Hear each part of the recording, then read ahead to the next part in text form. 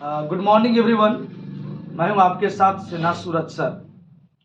शिक्षा की धरती नालंदा, बिहार शरीफ, ड्रीम केमिस्ट्री से तो फिर एक वीडियो मैं लेकर के आ गया हूं। हमने बताया था कई सारे बच्चे हमारे ऐसे हैं जो पूरा केमिस्ट्री एक बार में खड़ा होकर के बोलते हैं, और ऐसा बोलते इसलिए चूंकि ये सब बारीकी से चीज़ों को समझते हैं। रट करके कोई नहीं बोल सकता है। ये आप बेहतर तरीके से आप इस चीज़ को समझ सकते हैं कि रटा हुआ चीज़ कहीं ना कहीं स्लिप हो जाएगा, आप भूल जाएंगे, फंस जाएंगे। तो वो जो दिमाग से फंडा याद रखना होता है, वो चीज़ पूरा के पूरा बोला जा सकता है, रट करके नहीं बोला जा सकता है। तो फिर एक विद्यार्थी हमारे साथ, और सब इसी बैच के हैं। कई सारे हमने वीडियो आप देखे होंगे, कई सारे बच्चे आते हैं जो पूरा केमिस्ट्री बोलते हैं। तो ये भी है, आप सुनिए। आप पहले अपना नाम बताएगा, ठीक है, और उसके बाद जो है बताएगा कि हम पढ़ाते कैसे हैं, कैसे कॉन्सेप्ट क्लियर होता है, और उसके बाद सॉल्यूशन चैप्टर सबसे बड़ा चैप्टर है। तो सॉल्यूशन स्टार्ट करो। कोई भी चैप्टर जो तुमको याद है, और याद तो सब है, हमने पहले भी टेस्ट किया है, पहले भी रिवीजन बैच में हमने देखा है। पूरा केमिस्ट्री बोल रहा, अंततः हम फिर बोलवाना बंद कर देते हैं, क्योंकि पूरा केमिस्ट्री में बड़ा टाइम लगता है। लेकिन हमने ट्राई किया, पूरा केमिस्ट्री बोलता है, और वो पता चल जाएगा। एक चावल देख करके 1000 चावल पता कर लिया जाता है कि 1000 चावल वो पका है कि नहीं। तो एक चैप्टर अगर कोई बोलता है तो आप यूज समझ सकते हैं इसका टैलेंट। तो छोटू स्टार्ट हो जाओ, तो बोल। Hello everyone. सबसे पहले मैं अपना नाम बताना चाहता हूँ। मेरा नाम धर्मेंद्र कुमार है और मैं अभी 12th में हूँ और मैं अपना 12th का प्रिपरेशन कॉन्फिडेंस में थोड़ा सा लाउडली बोलो। केमिस्ट्री क्लास में सर, मैं ड्रीम केमिस्ट्री में पढ़ता हूँ। ये सर ऐसे पढ़ाते हैं कि कोई भी अगर स्टूडेंट हो, अगर ढंग से पढ़ता है और पढ़ाते भी ढंग से हैं, समझाते भी ढंग से हैं, अगर कोई भी स्टूडेंट ज़रा सा भी अति है, अगर वो ज़रा सा भी ध्यान दे दे तो चाहेगा तो पूरा केमिस्ट्री को बोल सकता है। तो मैं अभी अभी पूरा केमिस्ट्री बोल सकता हूँ, पर अभी उतना बोलना चाहूँ तो लंबा वीडियो हो सकता है, इसलिए नहीं बोल। अभी हम एक ही चैप्टर से काम चलाते हैं, जो कि बहुत बड़ा केमिस्ट्री में सबसे बड़ा चैप्टर होता है, सॉल्यूशन। हम सॉल्यूशन से स्टार्ट करते हैं। तो सॉल्यूशन में हमारा पहला कॉन्सेप्ट आता है मिक्सचर का। तो मिक्सचर बोलते किसे बोलते हैं, तो बोला जाता है मिक्सचर को कि जब दो या दो से अधिक सब्सटेंस हो आपस में किसी भी अनुपात में मिलाते हैं और मिलाने के फलस्वरूप जो हमारा नया स्पीसीज बनता है उसे हम क्या बोलते हैं, मिक्सचर बोलते हैं। और मिक्सचर हमारा दो फंडा आता है। मिक्सचर दो टाइप का होता है, होमोजेनियस और हेट्रोजेनियस। होमोजेनियस मिक्सचर बोला जाता है कि जब दो या दो से अधिक पदार्थ जब दो या दो से अधिक पदार्थ आपस में समान रूप से मिल जाते हैं तो उसे हम समांगी मिश्रण कहते हैं। और यदि दो या से अधिक पदार्थ को मिलाते हैं और समान रूप से नहीं मिलते हैं तो उसे हम हेट्रोजीनियस मिक्सचर बोले तो विसमांगी मिश्रण बोलते हैं। उसके बाद हमारा फंडा आता है सॉल्यूशन का। तो सॉल्यूशन बोला है कि जब दो से अधिक पदार्थ को मिलाते हैं और जब वो समांगी मिश्रण बन जाता है तो उसी समांगी मिश्रण को क्या बोलते हैं, विलयन बोलते हैं। उसके बाद हमारा विलयन में दो फंडा होता है, सोल्यूट और सॉल्वेंट का। तो सोल्यूट को हम क्या करते हैं, दो तरह से डिफाइन कर सकते हैं। पहला कि विलयन में जिसकी मात्रा कम होता है उसे भी सोल्यूट बोल सकते हैं, बोले तो विलय बोल सकते हैं। या इस तरह से भी बोल सकते हैं कि यदि विलयन में जिस पदार्थ को घोला गया है उससे भी हम क्या कहते हैं, विलय बोल सकते हैं। उसके बाद हमारा सॉल्वेंट का फंडा। तो सॉल्वेंट बोला जाता है कि विलयन में जिसकी मात्रा ज़्यादा हो या विलयन जिस पदार्थ में विलय को घोला गया हो उसे हम क्या कहते हैं, सॉल्वेंट बोल सकते हैं। तब जाके हमारा है कि विलयन को हम अवयव के आधार पर क्या कहते हैं, दो टाइप में बांटते हैं। बाइनरी सॉल्यूशन बोले तो द्विघाती विलयन, पॉलीनरी सॉल्यूशन बोले तो बहुघाती विलयन। तो बाइनरी सॉल्यूशन में बोलते हैं कि वैसा विलयन जिसमें सिर्फ दो ही अवयव का इस्तेमाल होता है, बोले दो ही अवयव मिलकर विलयन का निर्माण करता है, तो उसे हम बाइनरी सॉल्यूशन बोलते हैं। फिर उसके बाद आता है हमारा पॉलीनरी विलयन, बोले तो बहुघाती विलयन। तो बोलते हैं कि वैसा विलयन जिसमें हम दो या दो से अधिक मतलब दो से अधिक पदार्थ मिलकर विलयन का निर्माण करते हैं, उसे हम बहुघाती विलयन बोलते हैं।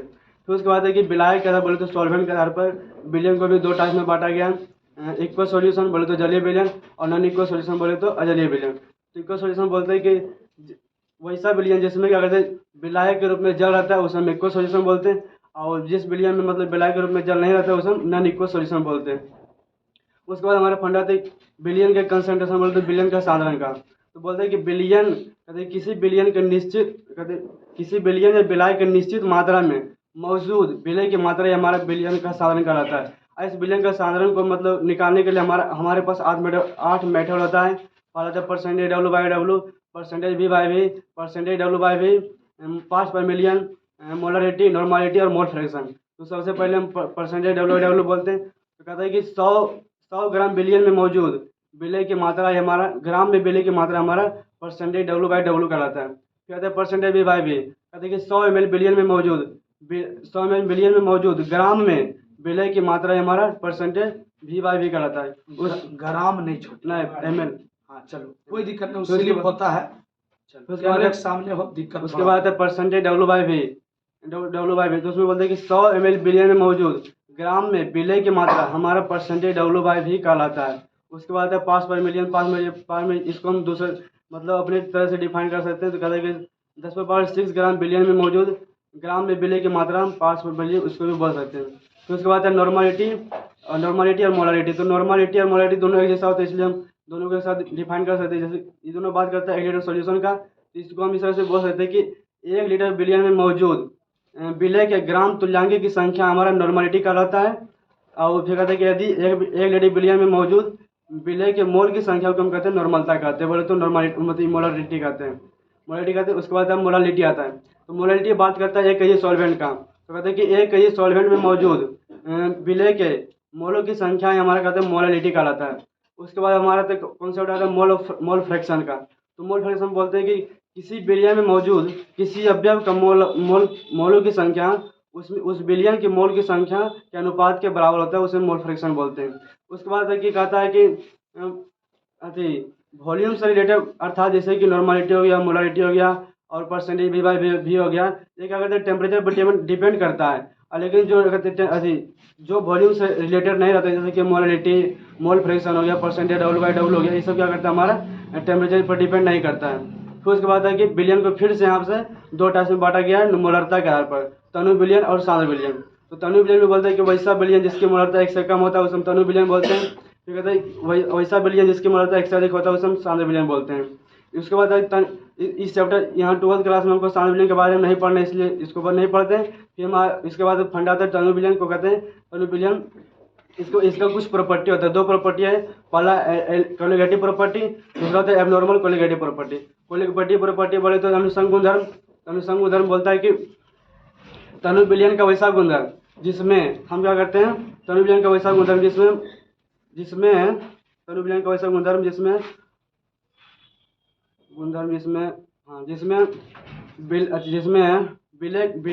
विलय के कणों की संख्या पर निर्भर करता है, ना कि उसके नेचर, न उसकी आकृति, उसके गुण, इस सब पर नहीं डिपेंड करता है। तो उसे हम अनुसंग गुणधर्म बोलते हैं। और ये हमारा अनुसंग गुणधर्म जो होता है 4 टाइप्स का होता है।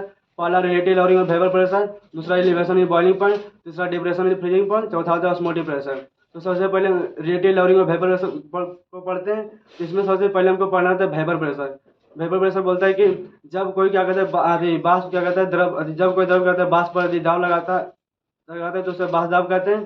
फिर बाष्प दाब क्या कहते हैं, इसको अफेक्टिंग करने वाला कुछ कारक होता है, जैसे कि कहते हैं यदि हम किसी कहता है कि शुद्ध द्रव में यदि हम कोई नॉन वोलेटाइल सॉल्यूट को डालते हैं तो वहाँ पे हमारे कहते हैं बाष्प दाब कम हो जाता है। इससे ये पता चलता है कि बिलियन का बाष्प दाब कम होता है शुद्ध द्रव के बाष्प दाब से। तो यहीं से हमारे कॉन्सेप्ट आता है कि लॉवरिंग और वेपर प्रेशर हो तो बाष्प दाब का अवनमन। तो कहते हैं कि शुद्ध द्रव का बाष्प दाब और बिलियन के बाष्प दाब के अंतर को बोलते हैं शुद्ध द्रव का अवनमन बोलते, बाष्प दाब का अवनमन बोलते हैं। फिर उसके बाद हमारा आता है रिलेटिव लॉवरिंग और वेपर प्रेशर बोलते हैं बाष्प दाब का अपेक्षिक अवनमन। तो बोला जाता है कि बाष्प दाब के अवनमन और शुद्ध द्रव के बाष्प दाब के अनुपात को बोलते हैं बाष्प दाब का अपेक्षिक अवनमन बोलते हैं। यहीं से बाद हमारा आता है रोल्ट का नियम आता है। तो रोल्ट ने बताया कि रोल्ट नियम के अनुसार होता है कि बिलियन का जो बाष्प दाब का अपेक्षिक अवनमन होता है वो उसमें मौजूद विलय के मोल फ्रैक्शन के बराबर होता है, यहाँ तो फिर उसके बाद एक और रोल्ट का नियम देते हैं। उन्होंने बताया कि किसी बिलियन में मौजूद किसी अवयव का जो आंशिक दाब होता है उसी अवयव के मोल फ्रैक्शन के डायरेक्टली प्रोपोर्शनल होता है। इसके बाद हम आता है एलिवेशन इन बॉइलिंग पॉइंट बोले तो क्वथनांक में उन्नयन आता है। तो क्वथनांक में उन्नयन में सबसे पहले बोलते हैं बॉइलिंग पॉइंट को। तो बॉइलिंग पॉइंट बोला था कि कुछ नहीं होता है, एक प्रकार का टेम्परेचर होता है। तो टेम्परेचर होता है तो कहता है कि जिस टेम्परेचर पर कोई कहता है द्रव बाष्प में बदलना प्रारंभ कर दे वही टेम्परेचर हमारा बॉइलिंग पॉइंट कहलाता है। बॉइलिंग पॉइंट क्या कहता है कि यदि हम किसी शुद्ध द्रव में क्या कहते हैं नॉन वोलेटाइल सॉल्यूट को डालते हैं तो वहाँ पे हमारा बॉइलिंग पॉइंट कहते हैं बढ़ जाता है। तो यहीं से हमारा एलिवेशन इन बॉइलिंग पॉइंट का कहानी आता है। एलिवेशन इन बॉइलिंग पॉइंट बोलता है कि बिलियन का क्वथनांक बिलियन का क्वथनांक और शुद्ध द्रव के क्वथनांक में अंतर है हमारा शुद्ध द्रव बिलियन का क्वथनांक और शुद्ध द्रव के क्वथनांक में अंतर है हमारा बिलियन का क्वथनांक में उन्नयन कहलाता है। यहाँ पर क्या होता है, रोल्ड का नियम होता है। तो रोल्ड नियम के अनुसार कहता है कि बिलियन का जो रोल्ड नियम के अनुसार कहता है कि किसी बिलियन का क्वथनांक में उन्नयन जो होता है उसकी मोलालिटी उस बिलियन की मोलालिटी के डायरेक्टली प्रोपोर्शनल होता है, उसे हम बोलते हैं फिर उसके बाद आता है डिप्रेशन इन फ्रीजिंग पॉइंट की कहानी आता है। इसमें भी सबसे पहले पढ़ते हैं फ्रीजिंग पॉइंट के बारे में। तो फ्रीजिंग पॉइंट भी कुछ नहीं होता, एक प्रकार का टेम्परेचर होता है। किस टेम्परेचर को बोलेंगे फ्रीजिंग पॉइंट, तो बोलता है कि जिस टेम्परेचर पर कोई द्रव जिस टेम्परेचर पर कोई द्रव ठोस में बदलना प्रारंभ कर दे उसी टेम्परेचर को बोलते हैं फ्रीजिंग पॉइंट बोलते हैं। फ्रीजिंग पॉइंट में होता है कि यदि हम किसी शुद्ध द्रव में हम नॉन वोलेटाइल सॉल्यूट को डालते हैं तो वहाँ पे हमारा फ्रीजिंग पॉइंट का घटता है। घटने से इसके बाद हमारा डिप्रेशन इन फ्रीजिंग पॉइंट की कहानी आता है। डिप्रेशन इन फ्रीजिंग पॉइंट बोलता है कि शुद्ध द्रव का हिमांक और विलयन के हिमांक के बीच अंतर ही हमारा क्या होता है डिप्रेशन इन फ्रीजिंग पॉइंट बोले तो हिमांक में अवनमन कहलाता है। इसमें भी रोल्ड नियम आए। रोल्ड ने बताया कि जो विलयन का जो हिमांक होता है उसमें मौजूद विलय के मोललता का समानुपाती होता है, बोले तो मोललिटी का समानुपाती होता है। यहाँ तक ये तीनों खत्म हो गया। उसके बाद हमारा आता है चौथा आता है ऑस्मोटिक प्रेशर। तो ऑस्मोटिक प्रेशर में सबसे पहले हम डिफ्यूजन के बारे में पढ़ते हैं। तो डिफ्यूजन क्या होता है, डिफ्यूजन बोले तो विसरण। तो कहते हैं कि एक प्रक्रिया एक प्रोसेस है जिसमें क्या होता है कि विलाय कण जो होता है तनु विलयन से सांद्र विलयन की ओर एवं विलय कण क्या होता है विलय कण जो होता है सांद्र विलयन से तनु विलयन की ओर गमन करता है। तो ऐसी प्रक्रिया हमारा कहलाता है डिफ्यूजन बोले तो विसरण कहलाता है। उसके बाद हमारा सेमी परमेबल मेम्ब्रेन बोले तो अर्धपारगम्य झिल्ली। तो अर्धपारगम्य झिल्ली बोलते हैं कि वह ऐसा झिल्ली होता है जिससे केवल सॉल्वेंट पार्टिकल गमन कर सकता है। फिर उसके बाद आता है हमारे परासरण बोले तो ऑस्मोटिक आता है। तो ऑस्मोटिक भी कहते हैं कि प्रकार का प्रोसेस होता है जिसमें क्या करता है विलाय कण जो होता है सेमी परमेबल मेम्ब्रेन के माध्यम से गमन करता है। तो वही हमारा ऑस्मोटिक कहलाता है। तब जाकर हम आता है ऑस्मोटिक प्रेशर की कहानी आता है। तो ऑस्मोटिक प्रेशर की कहानी में बोलता है कि ये कहता है कि सांद्र विलयन की तरफ यदि जो हम दाब उत्पन्न करते हैं उसी दाब के कारण जो क्या करता है विलाय कण जो होता है सांद्र विलयन से तनु विलयन की ओर गमन करने लगता है। हमारा ऑस्मोटिक प्रेशर कहलाता है। फिर उसके बाद हमारा आता है रिवर्स ऑस्मोसिस बोलते हैं विपरीत प्रसारण आता है। रिवर्स ऑस्मोसिस में बोला जाता है कि यदि हम सांद्र विलयन की तरफ अत्यधिक दाब उत्पन्न कर देते हैं तो हमारे क्या होता है जो विलाय कण जो होता है वो क्या विलय कण जो होता है प्रासरण के विपरीत प्रतिक्रिया करने लगता है। तो इसी प्रक्रिया को हम बोलते हैं विपरीत प्रासरण बोलते हैं। फिर यहाँ के बाद आता है हमारा वांटॉप नियम आता है। वांटॉप ने बताया कि विलयन का जो ऑस्मोटिक ऑस्मोटिक प्रसरण दाब जो होता है वो जो होता है मोलारिटी बोले तो कंसंट्रेशन का सीधा समानुपाती होता है। और दूसरा बोले कि जो विलयन का जो बात है ऑस्मोटिक प्रसरण दाब होता है वो टेम्परेचर का समानुपाती होता है। यहाँ से एक फॉर्मूला निकल के आता है P बराबर CRT निकल के आता है, फॉर्मूला निकल के आता है। यहाँ तक क्या हुआ हमारा कोलिगेटिव प्रॉपर्टी समाप्त होता है। उसके बाद हम इन करते हैं इन एबनॉर्मल कोलिगेटिव प्रॉपर्टी में। एबनॉर्मल कोलिगेटिव बोले तो असामान्य अनुसंग गुणधर्म बोलता है कि इस विधि से यदि हम किसी विलयन का ऑस्मोटिक प्रेशर निकालते हैं मतलब उसका विलय की मोल की संख्या निकालते हैं तो यहाँ पे क्या होता है ये वास्तविक अधिक से क्या होता है कुछ अलग आता है। तो इसे बोलते हैं एबनॉर्मल कोलिगेटिव प्रॉपर्टी बोलते हैं। यहाँ पर आता है रोल्ड का नियम। कहता है कि रोल्ड का नियम सभी जगह लागू नहीं होता है, कुछ ऐसे भी चीज़ होते हैं जहाँ पर रोल्ड का नियम लागू नहीं होता है। जैसे कि पहला था यदि विलयन में क्या होता है विलय टूट जाता है तो उस समय हमारा रोल्ड का नियम फेल हो जाता है। अभी कहता है कि यदि विलयन में विलय जुड़ जाता है तो उस समय भी हमारा रोल्ड का नियम फेल हो जाता है। फिर तीसरा आता है कि यदि विलयन में कोई रासायनिक अभिक्रिया होता है तो उस समय भी हमारा रोल्ड का नियम फेल हो जाता है। चौथा आता है कि यदि विलयन में वैद्युत अपघट हो जाए तो उस समय भी हमारा रोल्ड का नियम फेल हो जाता है। यहाँ से फिर हमारा ऑस्मोटिक प्रेशर में एक फंडा है कि समप्रासरी विलयन कहता है जो कहता है कि वैसा दो विलयन जिसका प्रासरण दाब समान होता है उसे समप्रासरी विलयन बोलते हैं। एक आता है अतिप्रासरण, एक होता है अल्प प्रासरण। अतिप्रासरण एवं अल्प प्रासरण। तो अतिप्रासरण बोलते हैं कि वैसा कहते हैं दो विलयन रहता है जिसके मतलब कौन बोलता है? अरे कब मत करो। अति प्रासरण में बोलता है कि अति मतलब ज्यादा हाँ जिसका प्रासरण दाब किसी दूसरे विलयन की अपेक्षा में ज्यादा होता है उसे मध्य प्रासरण बोलते हैं। अल्प प्रासरण में बोलते हैं कि वैसे विलयन का प्रासरण दाब मतलब किसी दूसरे विलयन की अपेक्षा में कम होता है उसे अल्प प्रासरण बोलते हैं। फिर उसके बाद हमारा इन करते हैं किस में, यहाँ तक खत्म हो गया। उसके बाद आता थी अथी स्थिरक्वाथी मिश्रण नहीं आदर्श अनादर्श। हाँ आदर्श अनादर्श। कहता है कि रोल साहब जो थे वो बाइनरी सॉल्यूशन को दो भाग में बांटे थे, आदर्श विलयन और अनादर्श विलयन। तो आदर्श विलयन में बोलते हैं कि वैसा विलयन जो किसी भी सांद्रण एवं तापक्रम पर रोल्ड के नियम का पालन करता है उसे हम आदर्श विलयन बोलते हैं। अनादर्श विलयन बोलते हैं कि पहले ना आदर्श विलयन में जो होता है वो क्या होता है, डेल्विन मिक्सिंग का मान जो होता है 0 के बराबर होता है, डेलेज मिक्सिंग का मान 0 के बराबर होता है। और फिर कहता है ये जो होता है बाष्पीकरण की क्षमता पर डिपेंड बाष्पीकरण क्षमता पर डिपेंड नहीं करता है, बाष्पीकरण क्षमता पर डिपेंड नहीं करता है। और फिर चौथा होता है कि फिर यहाँ तक हो गया। फिर अथी नॉन आइडियल सॉल्यूशन बोलता है कि वैसा विलयन जो क्या कहते हैं किसी भी साधारण एवं तापक्रम पर रोल्ड का नियम का पालन नहीं करता उसे हम अनादर्श विलयन बोलते हैं। इसमें क्या होता है, डेल्विन मिक्सिंग का मान 0 के बराबर नहीं होता है, डेलेज मिक्सिंग का मान 0 के बराबर नहीं होता है, जो क्या कहते हैं बाष्पीकरण की क्षमता पर डिपेंड करता है। यहाँ पे सवाल उठता है कि यदि बाष्पीकरण मतलब डेल्विन मिक्सिंग का मान 0 के बराबर नहीं होता है तो अर्थात इससे ज़्यादा होगा या इससे कम होगा, तो इसी के आधार पर क्या कहता है नॉन आइडियल सॉल्यूशन को दो भागों में बांटा गया, पॉजिटिव में एवं निगेटिव में। तो पॉजिटिव में बोलता है कि यदि डेल्विन मिक्सिंग का मान 0 से बड़ा हो जाए तो उसे पॉजिटिव बोलते हैं, और यदि डेल्विन मिक्सिंग का मान 0 से डेलेज मिक्सिंग का मान 0 से बड़ा आ जाए तो भी उसे पॉजिटिव बोलते हैं। फिर कहते हैं यदि बाष्पीकरण की क्षमता में वृद्धि होता है तो उसमें पॉजिटिव भी बोलते हैं। फिर निगेटिव में कहता है कि डेल्विन मिक्सिंग का मान 0 से छोटा होता है, फिर डेलेज मिक्सिंग का मान 0 से छोटा होता है और बाष्पीकरण की क्षमता घटता है। यहाँ तक नॉन आइडियल सॉल्यूशन की कहानी खत्म होगी। फिर उसके बाद इन करते हैं किसमें, एजोट्रोपिक मिक्सचर बोले तो स्थिरक्वाथी मिश्रण। स्थिरक्वाथी मिश्रण में बोलता है कि किसी विलयन में मौजूद एक प्रोसेस होता है, कहते किसी विलयन में मौजूद सभी अवयव जब एक ही तापक्रम पर उबलते हैं, एक ही तापक्रम पर खौलने लगते हैं, तो इसी प्रक्रिया हमारा स्थिर मतलब यही हमारा स्थिरक्वाथी मिश्रण कहलाता है। स्थिरक्वाथी मिश्रण जो होता है ये जो होता है ये नॉन आइडियल सॉल्यूशन से मिलकर नॉन आइडियल सॉल्यूशन बोले तो अनादर्श विलयन से बनता है। और ये जो होता है दो टाइप्स का होता है, एक होता है मैक्सिमम बॉइलिंग पॉइंट एजोट्रोप्स, एक होता है मिनिमम बॉइलिंग पॉइंट एजोट्रोप्स। बोले तो उच्चतम स्थिरक्वाथी मिश्रण, एक होता है निम्नतम स्थिरक्वाथी मिश्रण।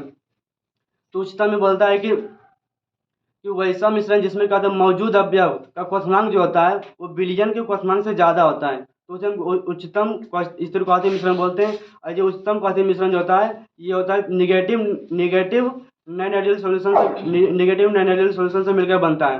एक कहता है निम्नतम आता है, तो निम्न बोलते हैं कि वैसा विलयन मतलब जिस मिक्सचर में कहते हैं मौजूद अवयव का जो क्वथनांक होता है वो विलयन के क्वथनांक से कम हो जाए तो उसे हम क्या कहते हैं मिनिमम बॉइलिंग पॉइंट ऑफ एजोट्रोप्स बोलते हैं। और ये जो होता है पॉजिटिव नॉन आइडियल सॉल्यूशन से मिलकर बना होता है। यहाँ तक हो गया। फिर उसके बाद आए अति विलेयता बोले तो अघुलनशीलता क्या रहती है, कौन सा उठाते तो बोलता है कि 1 लीटर संतृप्त विलयन में मौजूद विलय के मौलों की संख्या हमारे विलेयता कहलाता है।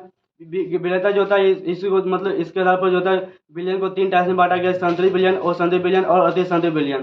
तो संतृप्त विलयन में बोलता है कि वैसा विलयन जो कहता है कि और अधिक को अपने अंदर नहीं घुला सकता है तो उसे संतृप्त विलयन बोलेंगे। और अति संतृप्त बोलता है कि जो अपने अंदर और अधिक विलय घुलाने की क्षमता रखता है तो उसे अति संतृप्त बोलेंगे। अति संतृप्त बोलता है कि कोई टेम्परेचर या किसी प्रेशर की वजह से अपने अंदर विलय को घुलाता है तो उसे हम अति संतृप्त विलयन कहते हैं। तब वो जाकर हमारा आता है यहाँ पे कहानी खत्म होती है, तब जाकर हमारा हेनरी का नियम आता है। हेनरी का नियम बोलता है कि किसी विलय में जो गैस का जो घुलनशीलता होता है वो दाब के समानुपाती होता है। फिर दूसरा नियम में आता है कि कहते हैं कि विलयन का जो आंशिक दाब होता है वो उसी विलय के मोल फ्रैक्शन के समानुपाती होता है।